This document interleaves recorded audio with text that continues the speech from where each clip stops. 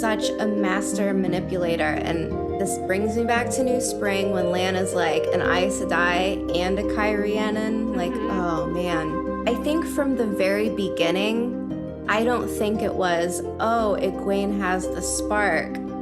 I think it was, we bring this girl along, Rand will be sure to follow. I'm sure Moiraine had seen from their first interaction where Rand is like, you can't come, it's too dangerous. And then Egwene is like, you big woolhead, I can take care of myself. Moiraine is no dummy. She saw that or heard it maybe, or just eavesdropped it. And she would have clearly thought, oh, okay, well, this is a key now. It's all a part of the plan. The wheel weaves. It's like the wheel's not weaving, Moiraine. You are weaving right now. I think the next part of Moraine's plan is making sure that Egwene stays with them and stays interested in this exciting adventure. So what does she do? She starts teaching Egwene very slowly how to channel every night, making sure that Egwene has something to look forward to and something to make her feel important and empowered. Nynaeve is where like a wrench got thrown into the plan. And I think Moiraine knows that now Nynaeve is following along because now Nynaeve wants to make sure that Egwene, Perrin, and Rand are all okay and not being taken advantage of. And this is where I feel like Nynaeve is 100% correct. Nynaeve does not like this woman, and she has good reason. She knows Moiraine is probably hiding something, and Moiraine is hiding something because from the very beginning, she could have probably just been open with everyone, and being the stout Two Rivers people that they are, they might not have liked what she had to say. But if she said the fate of the world lies in your hands, they would probably be like, okay, then we'll help. Moiraine just approached it in the wrong way. And it's because of her background. It's because she's Kyrianan. She does not have this experience, I think, with just normal people. There was a part about Moiraine talking about Anaya, the warm Aes Sedai with a nice smile.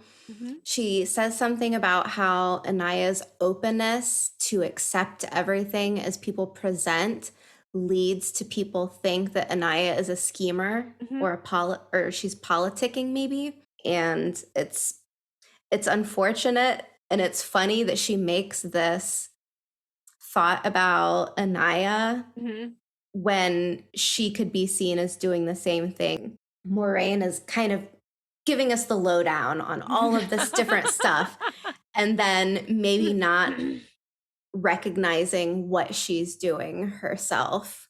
So as much as I love Moiraine, I think this is one of maybe her not so great characteristics. So Lan comments that Ingtar has been gone and he's been gone for a while. And where could he have been? And what could he have been wearing? A black silk mask. I think so. But Moiraine was gone at roughly the same time. Because Rand is like, well, where did Moiraine go? Like, she's just kind of left me hanging. And Lan's like, I've told you, she just needs to be alone sometimes. And I'm like, if I didn't already know the things that I know, I think it would be interesting to like see that their two timelines kind of match up. What you're saying is Robert Jordan left us some faux shadowing. Yes, I think so. And of course, that is another like spoiler of this section is knowing that Ingtar is the Shianaran from the Shadow Pal Party. And Ingtar actually comes through to the light at the end of his life and hope.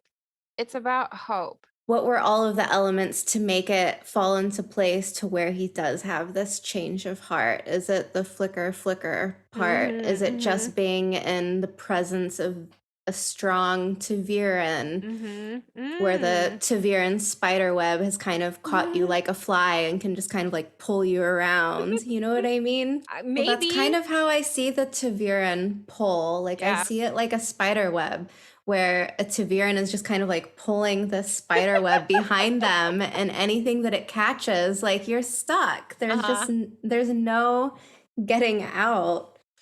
It's like walking multiple dogs at the same time. You know what I mean? Like it gets so tangled, everybody's like trying to go in different directions. And because you're so intertwined, you either get stuck and have to deal with your situation or you all move together as one. Taviran That's dog walking service.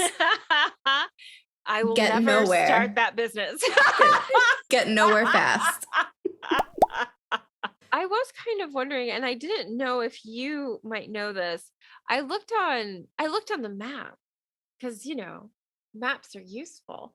And Tarvalon is that far away from Shinar on the Road to map. Tarvalin.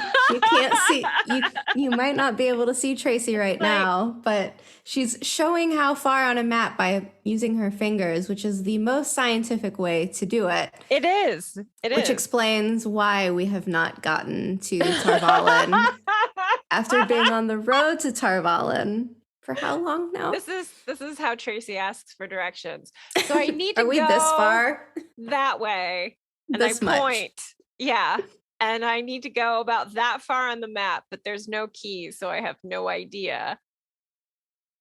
Anyway, it does not look like an incredibly far distance. It also looks as though it is river connected pretty much from Tarvalin to Shinar and possibly up to Faldara. I did not look that close, but I'm wondering what the time frame is to get from Tarvalin to Faldara. And they had to round up all of their drummers, all of the horn players, Oh, all that's not the hard. They snap. They snap, they come. You know it. You do not keep the Amerlin waiting. They were ready in hours. Hours. I guarantee it. you know what? I absolutely believe that. The amount of work that it would have taken to put something like that together is mind-boggling to me. What is the trouble that has brought the Amerlin seat to Faldara? Because this In the is first very, place. yeah, this is very unusual. This is highly How unsuspected, fortuitous. right? Like, was this a response to some news that Swan has received from someone other than Moraine? Is this in response to something that Moraine did send to Swan, and Swan thought, instead of sending a pigeon, I'll go myself, and by the way, bring the I'll be band. there. Yeah. Yeah. So it's just there's a time frame here that I want because it feels sloppy. So Should we match again for this video? yeah, we should. Oh, it's tartan wearing leather. I love it. We're idiots. Okay, Changing the subject slightly. please. Oh, you mean to like what we were supposed to be talking about? Sure. I like that idea. So, Brandon Sanderson said that the Flame of Tarvalin episode was his favorite. And this made me think. Do you think that we'll have Swan meeting the group in Tarvalin? Because that's what we saw on the teaser. When you started saying something about that, I started kind of wondering about that too. Is Yeah. like if we have the flame of Tarvalin, is the flame of In Tarvalin Tarvalin. in In Tarvalin. Tarvalin? Yeah. Yeah. Or does she make this journey to Faldara? Or we see Moraine before she leaves to go to the Two Rivers. I don't know. Oh. That way I we have really like an establishing shot of who is who, and then we know like what the Aes Sedai are. yeah. Then we can I meet him on the am road somewhere later? No, we can't. We're terrible with maps. We will never ever meet them. It won't happen. I do have to say that Rand really makes me want to pull my hair out with this decision to walk through the courtyard with all of those Aes Sedai there. There are two things that stand out. One, this was stupid on Rand's part.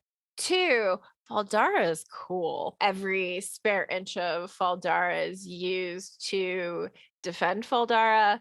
And this is something that Rand observes as he's going through that big open courtyard where they're having a welcoming ceremony for the Amerlin.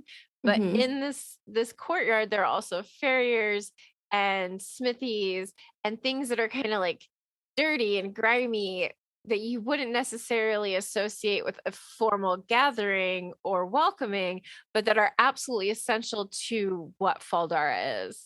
Does that? Doesn't that just make it seem like a really cool establishing shot of the Yes. city though? Like I want to Yes. see people Yep. pounding metal with big hammers and I I want want to it to be see noisy horses. and dirty and Yeah. grimy. Yeah. Yeah. So I Feldara is had a badass place to be. I think that's all that I have for chapter okay. 2. Sorry. I'm so sorry. Well, I didn't even get finished with chapter 1 yet, so Oh, shut up. I'm the asshole. I'm so sorry. it's totally fine. And Ah. this is really short, anyways. I was thinking how funny it would be if it was just a completely normal story where the Althor farm is out in the middle of nowhere in Emmonsfield, Uh-huh. where Mhm. King Aemond had all of these big battles. So wouldn't it be hilarious if just some old farmer was digging in his Yep. yard, Yep.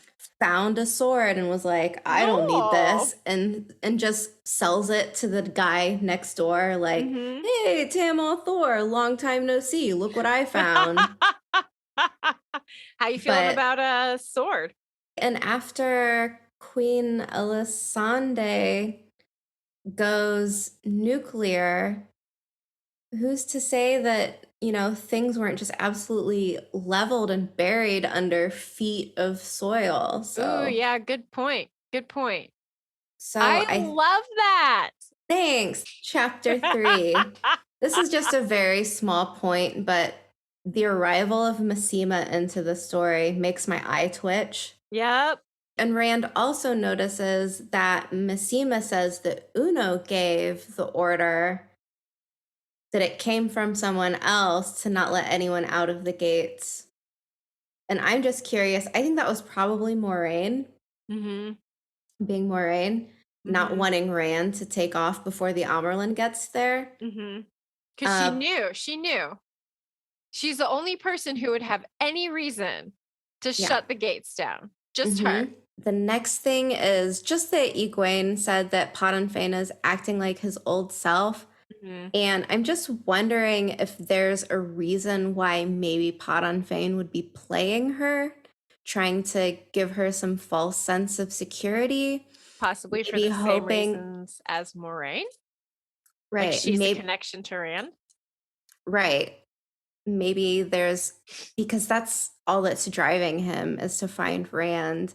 And Egwene, no offense, but she would be a lot easier to pull a fast one on than Moraine. Yeah, she's definitely far younger, more naive. She Exactly. has she has seen Fane come into her village year after year after And year. yeah, and Egwene is so hopeful that there can be light in anyone. And Mhm. she's so wanting to believe this that if he Yes. just gave her the nudge of Mhm. like, maybe it's happening, Yep. she would make this her cause. Okay, next question. We've got this first instance now of Fane's corruption, of the Mordath corruption, where we're Mhm. seeing it happen to the soldiers guarding the prisoners. Is Egwene completely immune to this? I think I have an idea. Um That's why she tackled Rand. That's how it's displaying in a queen. Mhm. It's like in full on football mode. No, what I was thinking what I was thinking is that her ability to touch the true source may have something to do with protecting her from the effects of more death, because there is Then that wouldn't work for Elida unless no, because Elida's quite strong in the one power as well. So, so strength would not be a factor. mhm. What about maybe her ability to be a dreamer? Like maybe she's just more tuned into her subconscious? Elida has foretellings, That's true too. so Okay, so maybe not. maybe too there's something just about like your inherent goodness Mhm. where Mhm. if you're a fierce champion of the light where it would be harder to penetrate, where Mhm. Elida is a little bit more conceited and And unaware, delusional. I mean, I've got I you could would keep going. so there are definitely 2 confirmed Black Aja showing up really early on here. I think that that probably excludes Leandrin and Varen from being the Aes Sedai present at the Shadow Pal gathering, because they would have been on a boat on their way to Mhm. Faldara. I was actually thinking like it would make sense if it was Unless like Galena Caspin and Alviren, because if I'm not mistaken, they are the 2 most powerful in the Black Aja community. mhm. I'm a bit dark and I have to wonder, like post being stilled when um it happens I to Swan and Leanne. And like mhm. here at the end of this chapter, she's like, I can't say that they would be entirely wrong to do it. Do you think she was still feeling that way when that happened? Like, I brought this on myself. This is what I deserve, kind of Pro thing. Probably a little bit, but I just wanna know how they're gonna do stilling on the TV show if they're not Yeah. doing ageless spaces. I'm going to What's assume wardrobe. I know it's not much, but that's the only thing that I can think of for like a dramatic enough change, like potentially hairstyle, clothing, just whatnot. making everyone look frazzled and, like, Yeah, depressed? downtrodden. Makeup?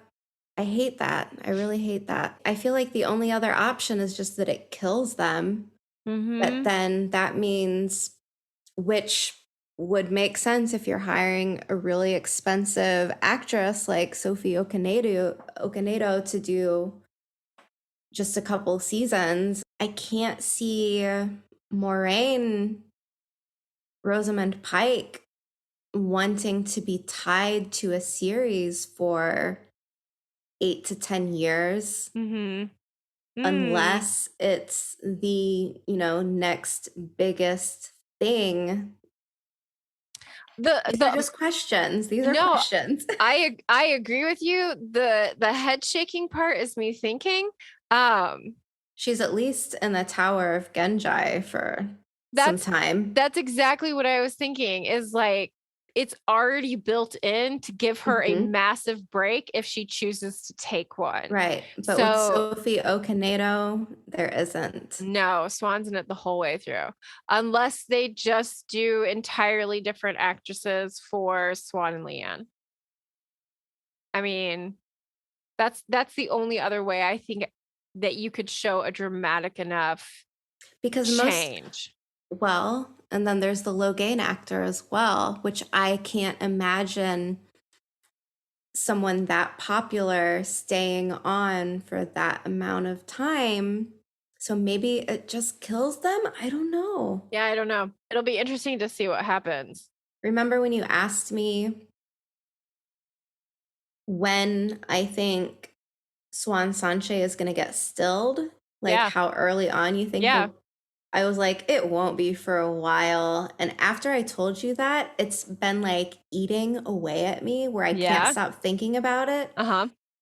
where that would be some major, major drama to hit us earlier on in the series, Yes. and it would be something to get audiences to, like, really it's like Whiplash, like, what did we just watch? So And also, I really appreciate watching something when I don't know if someone is safe or not. Exactly. You know, like if you just start picking off main characters right from the beginning, like, yeah, it's going to break my heart, but But I'm then going you're to not watching it thinking everyone has plot armor. exactly. Like I like it when bad shit happens. It makes it feel real. Like I want this to feel like a human story, and it does. It's something that I really really appreciate about the way that Robert Jordan has put this series together is it's very human in its approach, and Mhm. I like that. Moraine's assessment of Leandrin had me laughing so hard because she's talking about how it would be more probable for Leandrin to be friends with a Trolloc than it would be for Leandrin to be friends with someone in a different Right. Aja. And I was Yeah. like, burn. That was fire. Loved it. I had one more thing. Shoot. Please. This description of Nynaeve's channeling from like the candle to the bonfire Yeah. moment, Mhm. do you think that someone's sheer like channeling capabilities and power is going to look different on screen? Mm. Capabilities, yes. Where like, I mean, clearly if someone we saw with the Alana actress where she's like stopping the arrows, Yeah, where it's like yeah. it made a little air bubble. So does that Mhm. mean if like Nynaeve did the same thing, like it would be a Cover the whole dome forest. cover? Yeah, it would. Yeah, exactly. Like it would cover all of Andor. Like Yeah, you know what yeah. I mean? I don't know if I have anything else. Do you have anything else? I'm done. Pre- Finito. Finished. pretty well chatted out. Yes. All right.